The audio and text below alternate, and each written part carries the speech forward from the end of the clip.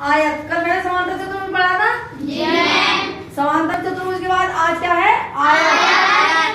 आयत किसे कहते हैं? देखिए परिभाषा में लिखा है ऐसा चतुर्भुज जिसके आमने सामने की भुजाएं बराबर। पहला पॉइंट है इसका बराबर, और दूसरा पॉइंट क्या है? समांतर हो और प्रत्येक कोण 90 अंश का हो और उसके विकर्ण, विकर्ण जानते हो ना? विपरीत कोणों को मिलाने वाली रेखा, ये विपरीत कोण, विकर्ण एक दूसरे को समकोण पर काटते हैं तो उसे आयत कहते हैं। देखिए ये एक आयत है ABCD, ठीक है। इसकी ये भुजा इस भुजा के आमने सामने की भुजाएं बराबर रहेगी। ये भुजा इस भुजा के बराबर और ये भुजा इस भुजा के। दूसरी शर्त इसने कही है समांतर। तो देखो ये भुजा आगे बढ़ाने पर यहाँ में रहेगी और ये भुजा यहाँ पर बढ़ाने, तो ये भुजा इस भुजा के बराबर समांतर हुई और बराबर हुई, ये भुजा इस भुजा के बराबर और समांतर हुई।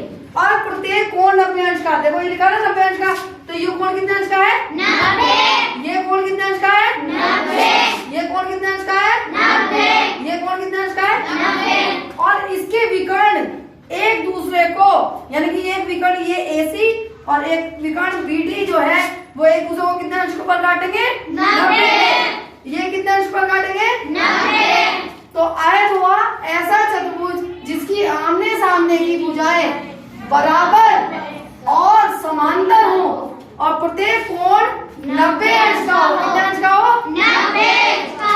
90 अंश का हो और उसके विकर्ण एक दूसरे को 90 पर यानी कि समकोण पर काटते हो तो उसे आयत कहते हैं। देखिए ये क्या आयत है? आयत। आयत है ना? ये भुजा किसकी भुजा के बराबर है?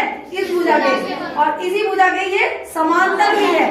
ये रेखा इस रेखा के समांतर है और इसके विकर्ण यानी कि इस भुजा को अगर मैं इससे मिला देती हूँ, जैसे ये मिला रखी मैंने, तो ये एक दूसरे को कितने पे काटेंगे? 90 पे। कितने पे काटेंगे? 90 पे। क्लियर हो गया सबको? जी मैम। आयत के विकर्ण कितने पे काटेंगे?